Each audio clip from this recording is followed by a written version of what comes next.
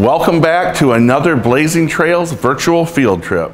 Today, you are going to learn the proper steps it takes to paint a car from an industry professional who happens to be Josette's brother. Take it away, Tyler. Thanks, Chris. I'm Tyler, co-owner of Chemistry Lab Paint Fab, Denver, North Carolina, and today we're going to show you step by step on how to do a quality refinish job on a 1965 F100. Stay tuned.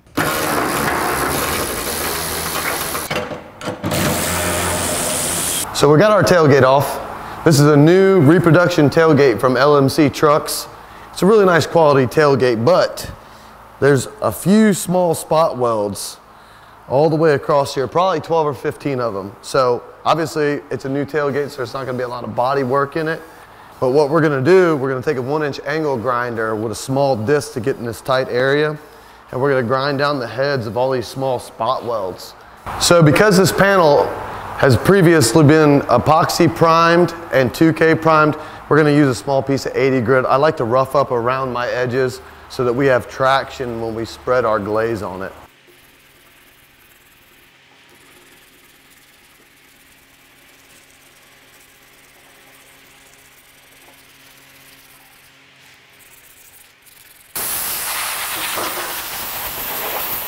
We have two body lines in here. So one directly above, it's kind of like a 90-degree crest, and then we have a really hard angle. So what I'm gonna do is I'm gonna put tape, I'm gonna run down both of these angles just because I don't want my filler or anything just sliding off into the valley of it and make it difficult to sand later on. So we're gonna be using USC icing. As long as I can remember, this was the go-to product. As long as it's used properly, you'll have excellent results. So what I like to do on these few spots, I like to take a spot about, I don't know, big as the palm of your hand once it flows out. So this could be a mistake made. Too much hardener causes problems, not being mixed properly causes problems. Not enough is a real problem. So what I like to do is I like to just run a line clean across it. I'm gonna take my yellow mixing hard card. I'm gonna mix it up really, really well. I kind of pull it around in circles and swatch at it. You wanna get rid of all the blue, and when you think that all the blue hardener is gone, keep going because you just wanna make sure that it is thoroughly mixed. If it's not thoroughly mixed, you're gonna spend all this time doing your paint job, finishing work and everything, and by the time you get to buffing it, you're gonna start having little blisters and stuff because you have raw, unhardened, uncured icing. And then at that point, I mean, it's a redo. No one wants a redo after they spent all the time to make it right. Really, when you're applying this, you probably want to just play with it and waste some to really learn how it works, but you really want to get it as level and flat as possible as the panel that you're applying it to. At the end of the day, you can't mess up as long as it's mixed right, because all you're going to add is some more sanding. So I'm going to remove my tape now, and see all that extra on the tape, it would have been everywhere else. So this just makes for clean lines because I'm dealing with two body lines within 3/4 of an inch of each other. So we're gonna let that sit. I don't know, right now North Carolina is 71 degrees. So we'll let it sit probably 30 minutes and we'll get on it with some 180. So it's been 25 or 30 minutes.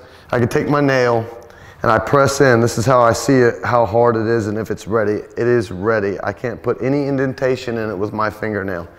So what I've done is I've taken a paint stick, because this is a really difficult area because obviously your standard block is not going to fit in between these two body lines.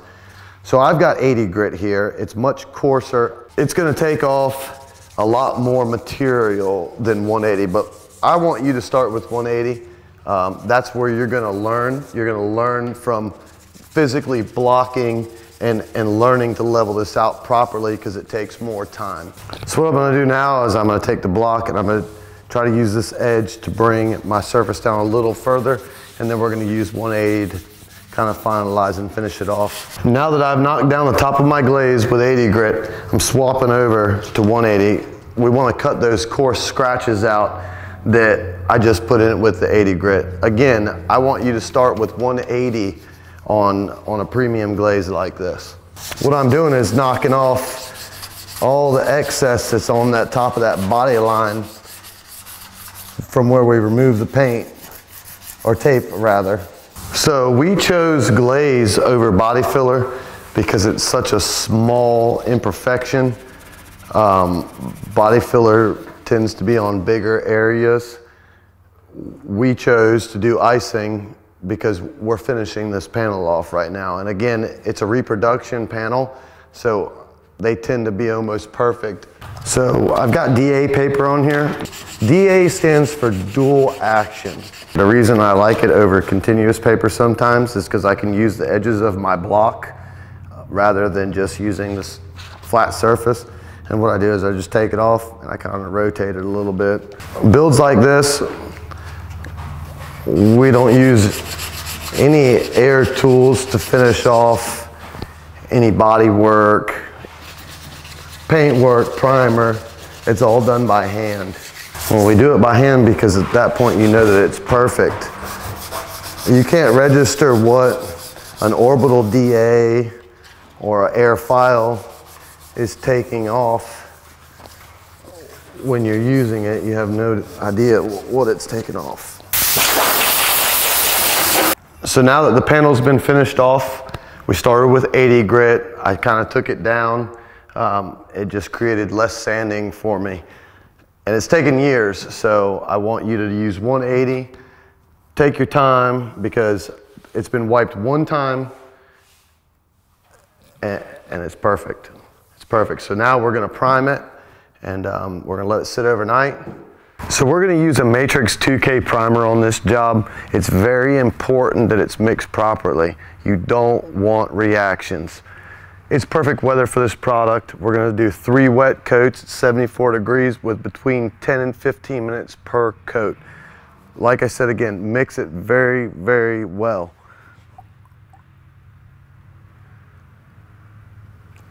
So we've already done our 4 parts primer, 1 part hardener. Now, for those of you that don't use disposable cups, I don't have to strain it, but I would truly say that you need to strain your primer if you're just using a conventional cup on your gun. So we're using one that's got a 300 micron filter in the top of our lid. It's just easy, it's disposable. All right, so we're gonna pre-prep our panel. Just gonna use a tack cloth and some low pressure and just kind of collect and get all the dust off. Even though we're priming and we plan on sanding, we still want a clean surface of where our primer is gonna land. So this has been previously primed, like I said. It's been epoxy primed, 2K primed. We're just gonna run a 2-inch, 3-inch fan through here, about 20 PSI, nice steady flow. And like I said, we're gonna do 3 coats, 10 to 15 minutes between flash time. It's 74 degrees out, it's perfect weather. We're gonna let that sit for 10 or 15 minutes and hit it again.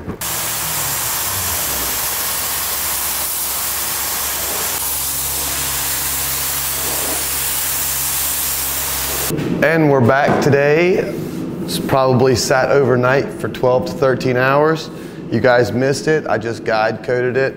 Obviously previously it's already been guide coated. So, I like to wet sand my primer. So I'm gonna use some 320 on hard block on all my flat surfaces. And I'm just gonna run on all my flat surfaces.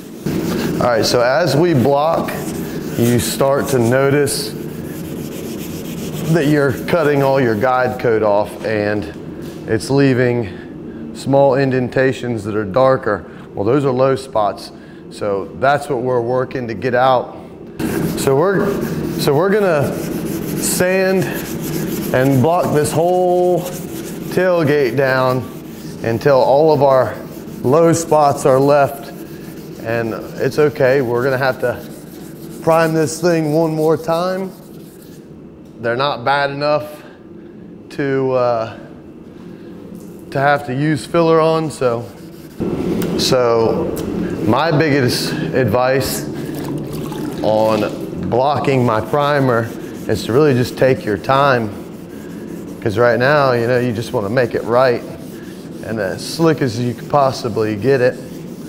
I'm using a hard block on everything. I've just learned long enough how to use my block on rounded surfaces and around edges to where I have control without digging into the corners and making weird lines into things. I like using water because, for one, I'm not breathing the dust, and for two, I can see very clear. So what it does for me is it makes the panel shiny. It's a lot easier to see, in my opinion, if it's shiny. So we've completely wet sanded it with 320. We found a few low spots here and there, which is okay. I thought we were gonna prime it 2 or 3 times anyways, so we're gonna go ahead and get it blown off and get it hung up on this stand and put a nice slick coat of primer on it. Okay, so we've mixed our 4-to-1 primer. We got it in our disposable cup. We're gonna go ahead and do one nice slick coat with a 50% overlap. So our 50% overlap is gonna be our fan. So we're gonna run like 4 or 5 inch fan, and we're gonna 50% overlap our fan.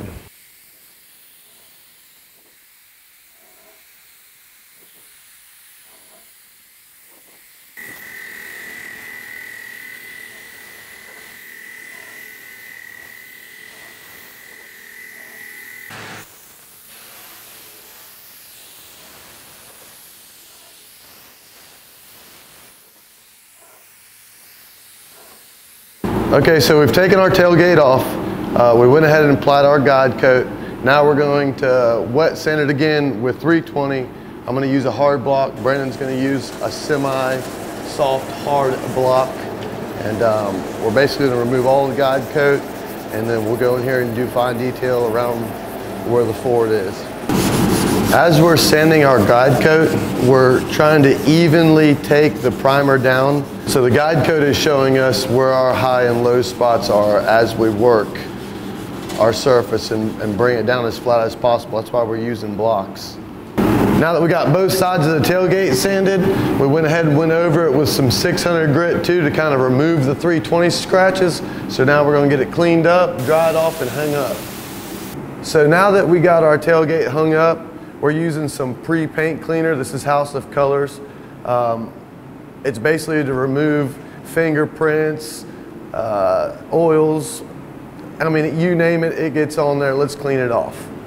So this is a really important step because this removes all the contaminants that causes fish eyes problems later in your paint job. It's just one extra step on an insurance policy to make sure that it's not there. Even though we're only taking these steps on a tailgate, you need to take all these same steps when you do every job, no matter how big or small it is. Now that we've got this panel completely washed off, now we're gonna come in with a tack rag and I'm gonna lightly blow it.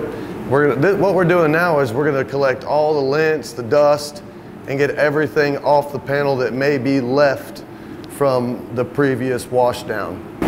Our next step is gonna be another insurance policy. I want you to remember this, seal everything. So what we have here is some white 2K sealer, and what this is gonna do is gonna create a barrier between my paint coat, ground coat, and my top coats. So this is just another insurance policy. So sealer tends to be a little wetter than any 2K primer. It's more like wetter base coat. But essentially, it's a barrier between my bottom coat and my top coats that I'm going to apply now. So we have done 2 mildly wet coats of sealer. We're going to let this sit for a little while longer. It's about 70 degrees today, so things are taking a little longer than expected to dry. Now that our sealer is set up, probably 30, 45 minutes, looked over it. I don't see any trash or debris in it. It's pretty clean. We're going to go ahead and we're going to start our base coat now. I'm going to run 3/4 on my fan, probably 6 inches off the panel, 20 PSI, something like that. You know, I got a digital gun, but I like to just feel it in my hand. So we're going on to our second round of base coat. In between coats, I like to take a clean tack rag because it is white in color that we're working with today. So even if there was some dirt, I didn't want to like spread it out from a different vehicle. Like let's say if we painted a blue truck prior, there'd still be blue residue on our rag. So we kind of want to use a brand new one. But we're going to go ahead and hit our second round of base coat now. Same steps as before.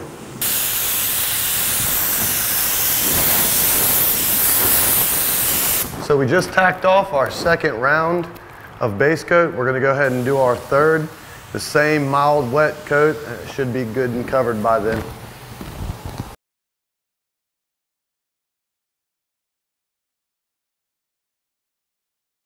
So what I've just done is took our 1/4 inch blue fine line and I wrapped around the hardest part of our body lines first. Then I came back with 1/2 inch and ran it all the way down our body line on the top and bottom.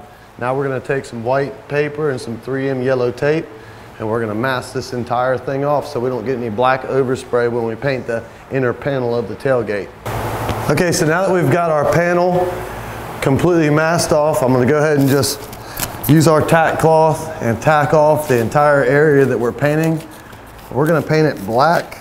So if you don't properly mask your entire area that you don't want painted off, you're going to get overspray in places. So I've made sure and went around and pressed down my fine line and my yellow masking tape really well to make sure that I'm not going to have any leakage.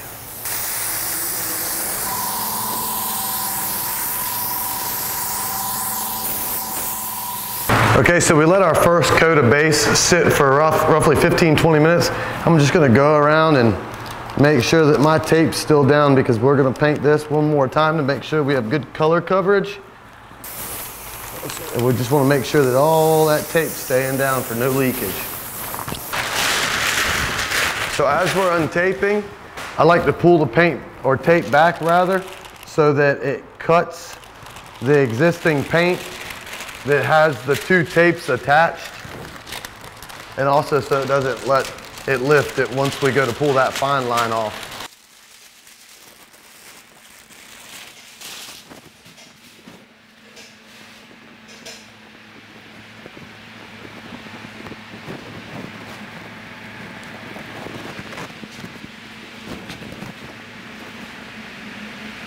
We're going to let that sit for a few minutes and then we're going to tack it off and then we're going to get the clear in there. So as we get ready to clear our tailgate, I want to talk about the product that we're using. We use this on everything in our shop. It doesn't matter whether it's a bumper or a job like behind me. It's a 3-to-1-to-1. I find for myself, it's very slick. It wet sands and buffs really nice. And 9 times out of 10, we just cut the clear down and we re-clear them anyways. I've already done my mixture for our tailgate. Again, I'm using disposable cup system with 300 micron. So we're back and we're gonna go ahead and clear this tailgate now. We got our 3-to-1 clear mixed up, ready to go. I did a medium hardener. It's like 75 degrees out right now. Temperature here in North Carolina is really changing. The clear coat is our protective coat, which is going to protect our paint from UV rays, debris, I mean everything. And this is also where you get your shine from. So now we're on our second coat of clear. This coat of clear for me is going to be a little heavier than the first one. I kind of use my first one as like my tack coat.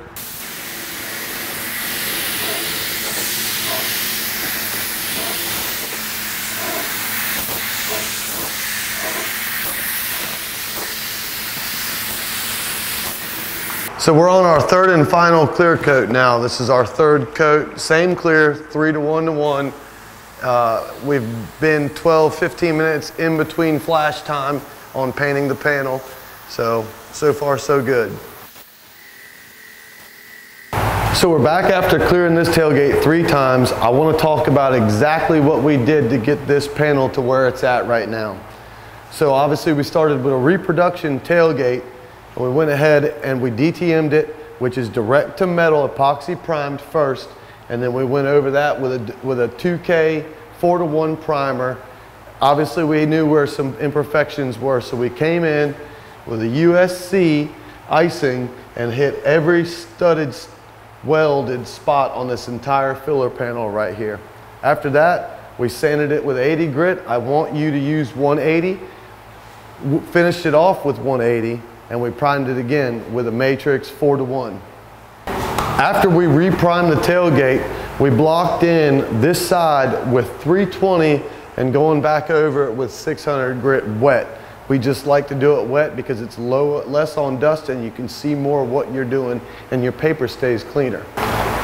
So now I want to talk about prep work. Remember we used a pre-prep cleaner from House of Colors.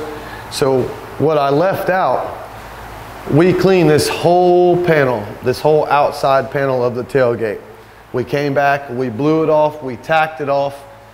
We did everything we were supposed to, step by step on this side. So now I want to show you the importance of all the steps that we did on this tailgate on the front side, because what we didn't show you was the back side that we did no prep work on. As you can see here, this is trash and debris. That's from not being blown and tacked off. All of our welded studs are still exposed here. Where we didn't guide coat it, you probably would have seen that previously. If you're taking the steps to do a nice job, make sure it's all in the prep work. To just clean, tack, blow. It's all in the prep work, I promise. So tomorrow morning, we're gonna wet sand and buff this tailgate, and we're gonna show you that you can make it even better looking. So what we're doing while we're wet sanding is we're really listening to make sure that we're not getting any trash underneath the sandpaper, and we like to keep it wet. And what I mean by that is, he just keeps using the rag over and over and over again, keeps it wet, and it keeps what you're sanding off of your paper and between them as you're sanding. The reason that we cleared it 3 times is because we knew we were gonna cut the panel back down and remove some material with 2000 grit. You could cut it all the way up to 5000 if you wanted to. It would probably bring most of the shine back just being cut with 5000. You kind of want to test your limit on what you can wet sand and how far. Practice makes perfect. So if you wet sand too far down, well, you would burn through the clear and possibly be rebasing and doing repairs that were not necessary. So you really want to just learn your material, learn your gun, learn the way you're working with everything. So the first step of buffing, we're going to use compound and a yellow foam pad. We're going to run it on our rotary buffer. I'm going to run it at about a 3. Now remember, it's very soft right now, so we want to try to stay away from any edges with the edge of this buffer because it'll burn it, and then we got to start all over. I like to work a bigger area. I suggest probably to start out in a smaller area, learning. I just like to bring the whole panel up to temperature at once. To get in this weird angle, I try to use my buffer at an angle so that I'm not using this pad on top of this body line because it would probably burn it right off. What I'm doing as I'm buffing is I'm looking into the panel and watching my scratches. What we're doing is we're massaging the clear and removing the scratches that we put in it with the 2000 grit. Now that we've removed all of our 2000 scratches from wet sanding with step 1 and a yellow foam pad, we're gonna go to a waffle pad in gray number 2, and this is just stepping it up to remove the scratches that may have been placed by the yellow foam pad. Our final step for today on this tutorial, we're gonna be using ultra fine polish with a teal colored pad. It's waffle as well. And what this is going to do is it's going to finalize everything, our last 2 steps. Now there's other steps that you could go beyond this. Now we're using a very ultra performance microfiber. It picks up everything that we left off compound wise, everything that's still on there around the edges, and it keeps it from scratching. And we just kind of shake them off as we go, just in case we were to pick up dirt. So obviously we left trash in the back of the tailgate and stuff like that. This tailgate was just used for a demonstration for you guys. Obviously we're going to repaint it because we want our quality to be bar none. How I got into the automotive refinish industry, well, as far back as I can remember, my father owned a shop. Once I figured out where the spray paint cans were, probably at 4 years old, I mean, I was spray painting everything. I had 100 black Hot Wheels, 500 white ones, and it's just been years and years of just after school care in the shop. So what made me want to have my own shop? Probably 17 years old, I was at a gas station. A gentleman came out of the gas station and asked me who painted the truck. Told him that I did. He didn't believe me. Again, I was 17. From there, he got my number and I painted a truck for him. Remember, I was in high school, so from there, after I did such a good job on the first one, I was doing a couple a week. I would just go into a spray booth and they were completely prepped out, taped up, ready for me to paint. That's all I did. So what kind of painting we do here at the shop? I mean, we do absolutely everything. I mean, we've even done dog kennels for veterinarian offices. So my favorite project in my career is actually sitting right behind me. This is like the first full-on build for myself. And I just wanted the gratitude of doing a job myself, for myself and not for somebody else. I have many painters that are really good friends of mine that I've worked with for years that have actually taught me things like slow is fast. At one point in my life, I was probably the Banny Rooster of the paint world, and I've came across other painters that have slowed me down and brought my 150 mile an hour ADHD back down to earth, and less mistakes were made. Better quality turned out to just slow down, because slow is fast. So for me, I'm colorblind. How ironic. I'm a painter. I just see color differently than everybody else. My father seems to believe that it helps with candies, blending, and pearls. I just think it's because I started at a young age. So my advice for someone that wants to get into the industry is just stick with it, drive yourself. Mistakes are going to come, and a good painter is not about how he can paint something, it's about how he can fix his problems. Thanks, Tyler, that was awesome. And to follow Tyler on his very own SEMA build, check out the links below. Our next Blazing Trails virtual field trip is going to give you the chance to learn more about automotive refinishing. If you're interested in the automotive refinishes industry, make sure you tune in next week.